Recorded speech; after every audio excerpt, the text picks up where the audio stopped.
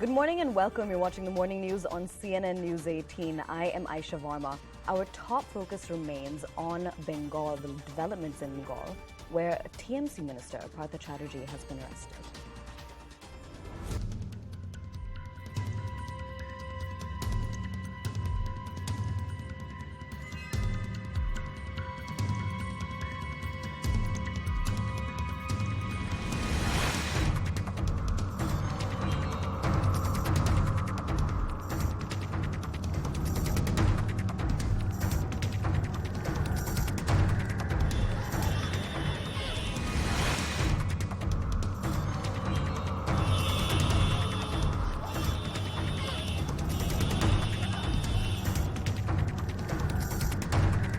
TMC stands for the mountain of corruption. भ्रष्टाचार का बड़ा पहाड़, एक अड्डा तृणमूल कांग्रेस बन गई है, उनकी सरकार बन गई है।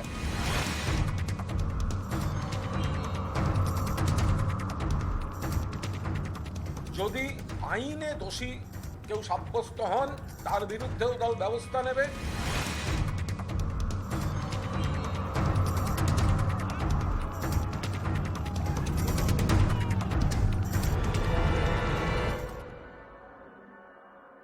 A high-level ED probe and a full-blown political war, both are in full swing in the SSC recruitment scam.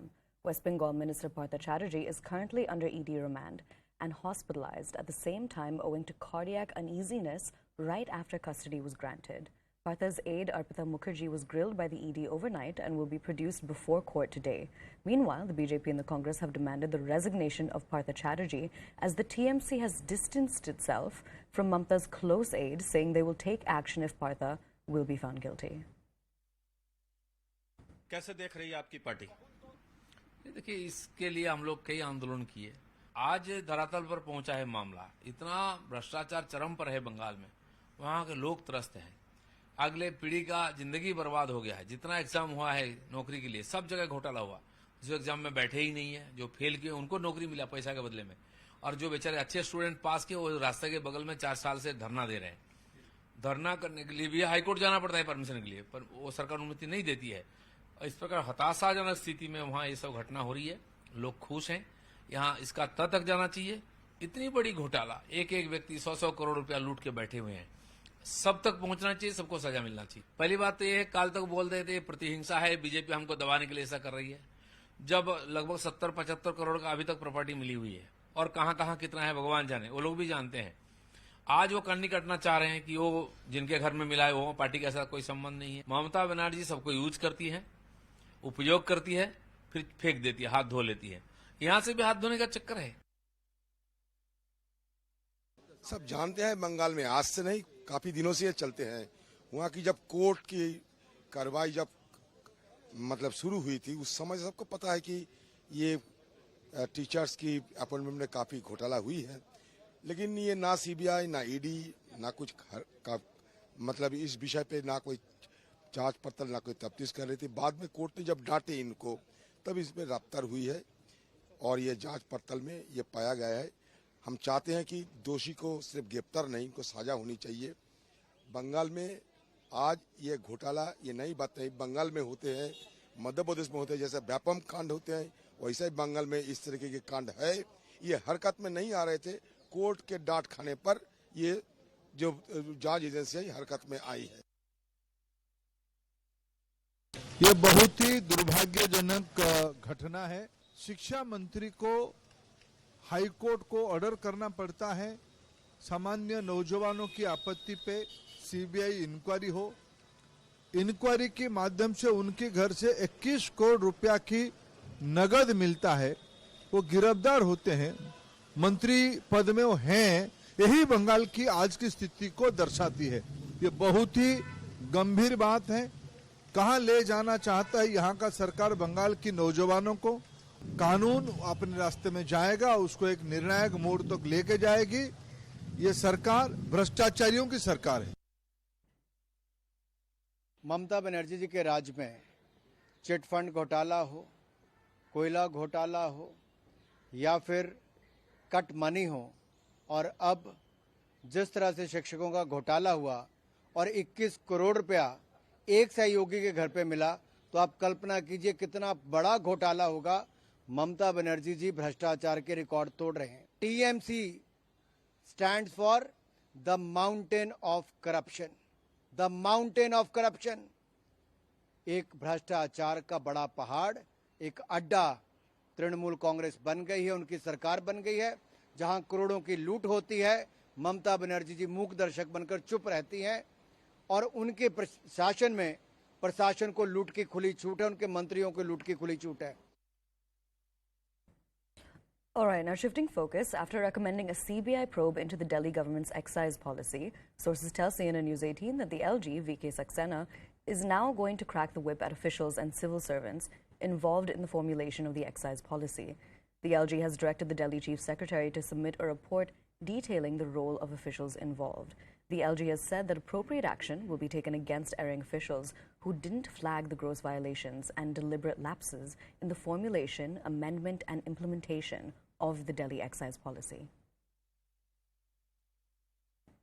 आगे की रणनीति कैसे रहने वाली है, किस तरीके से इस चीज को आप आगे ले जाएंगे पूरे सिलसिले को?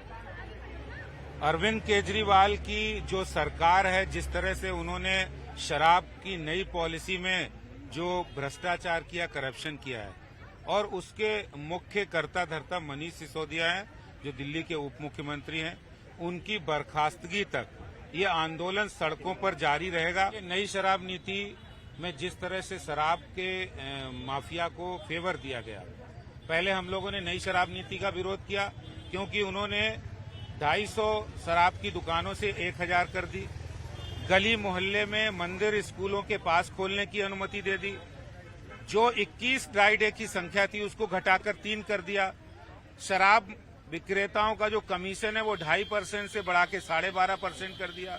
ये सब उन्होंने नई शराब पॉलिसी में किया।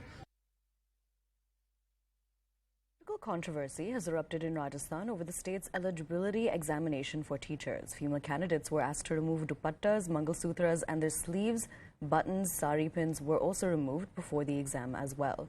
The BJP alleges that Muslim students were allowed to go inside with their hijabs on, and the Saffron Party accused the Gehlot government of appeasement politics.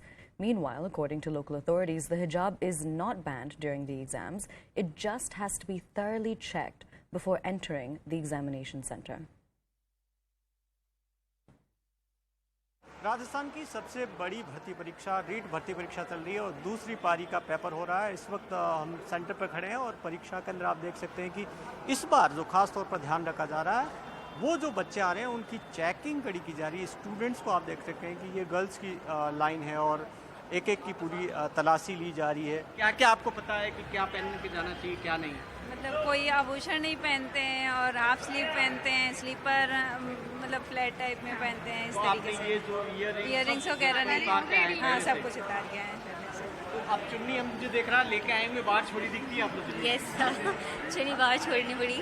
जो बवाल विवाद इस बात को लेकर है कि चित्तौड़गढ़ में जिस तरीके से जिला कलेक्टर ने कहा कि अगर कोई हिजाब पहन कर जाता है तो उस पर रोक नहीं है। राजस्थान सरकार ने भी कह दिया कि किसी के भी धार्मिक प्रतीक चिन्हों पर रोक नहीं है, लेकिन जो आपत्ति की जा रही है बीजेपी की ओर से, विश्व हिंदू परिषद की ओर से, कि अगर हिजाब पर रोक नहीं है तो फिर उसके बाद में बाकी पर रोक क्यों है? परीक्षार्थी होते हैं, ना उसका कोई धर्म होता है ना उसकी जाति होती है, लेकिन राज्य सरकार ने हिजाब पहने हुए तमाम परीक्षार्थियों को परीक्षा केंद्र के अंदर अलाउ करने का काम किया है। लेकिन दूसरी ओर वही परीक्षार्थी यदि मंगलसूत्र पहन के आ रहा है, वही परीक्षार्थी यदि लंबी बाहों के शर्ट पहन के आता है, वही परीक्षार्थी यदि चूड़ियां पहन के आता है, वही परीक्षार्थी यदि घड़ी बांध के आता है, वही परीक्षार्थी यदि अपने सामाजिक परंपराओं के अनुसार वेशभूषा पहन के आता है, तो उसके ऊपर प्रतिबंध लगाया जाता है। गहलोत सरकार कब तक तुष्टिकरण की राजनीति करने का काम करेगी? अपने अंतिम पड़ाव के अंदर राज्य सरकार जितना चाहे तुष्टिकरण की राजनीति कर ले, वक्त आने के ऊपर जनता हिसाब जरूर करेगी। कोई व्यक्ति यदि कुछ भी पहनकर जा रहा है, वो आज से इस देश की परंपरा नहीं है। आजादी के बाद बीजेपी की सरकार थी, तब भी रोक नहीं थी, आज भी रोक नहीं है। तो बीजेपी वालों को मना तोड़ना किया। देश में सब जगह एग्जाम हो रहे हैं, मोदी जी ने रोक लगाई है क्या? लोकसभा में कोई बिल पास हुआ है? तो मोदी जी ने जब रोक नहीं लगाई तो हम क्यों रोक लगाएंगे? हम किसी भी हिंदू, मुसलमान, सिख, ईसाई, जैन, फारसी कोई भी कपड़े पहनकर जाता है, कपड़ों का झगड़ा हम पैदा नहीं करते। ना तो मंगलसूत्र उतारने की जरूरत है, ना ही कांवड़ यात्रा रोकने की जरूरत है, ना कोई रोक रहा है। ये सब फालतू की बातें बीजेपी फैलाती है। कहीं रुका है तो बीजेपी का वोट बैंक रुका है, इसलिए बीजेपी फर्जीवाड़ा कर रही है। बीजेपी का फर्जीवाड़ा चलेगा नहीं।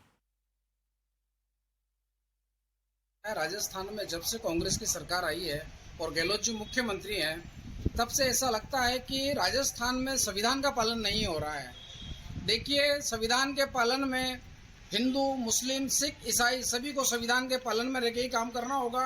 सरकार यहाँ दोगला व्यवहार कर रही है कि हिजाब पहनकर आप आ सकते हो, जबकि हिंदू महिलाएं, हिंदू बहू बेटियां जो एग्जाम देने जाती है उनके कान के तक खुलवा लिए जाते हैं, उनके मंगलसूत्र उतरवा लिए जाते हैं। तो ये किस प्रकार का आप षड्यंत्र कर रहे हो? इस प्रकार की अगर सरकार दोगला व्यवहार हिंदू समाज के साथ करती रहेगी तो इसका परिणाम सरकार को बहुत भारी रूप से सहन करना पड़ेगा। परीक्षार्थियों के लिए विशेष रूप से तो यही है कि 1 घंटा पहले उनको परीक्षा सेंटर पर रिपोर्ट करना है। उसके बाद उनको प्रवेश नहीं दिया जाएगा और किसी भी प्रकार की ज्वेलरी नहीं पहनना है और पतले चप्पल का प्रयोग करना है, मोजे नहीं पहनना है, फुल आस्तीन का शर्ट नहीं पहनना है। ये कुछ निर्देश उनके स्पष्ट प्रवेश पत्र में भी लिखे हुए हैं। एक विशेष रूप से अपनी आईडी लेकर उनको आना है, आईडी के बिना प्रवेश नहीं दिया जाएगा।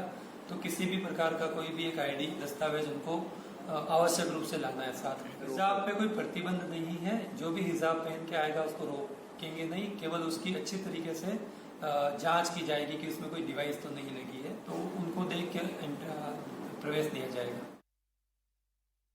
All right, now with that, we're heading into a very short break, but stay with us.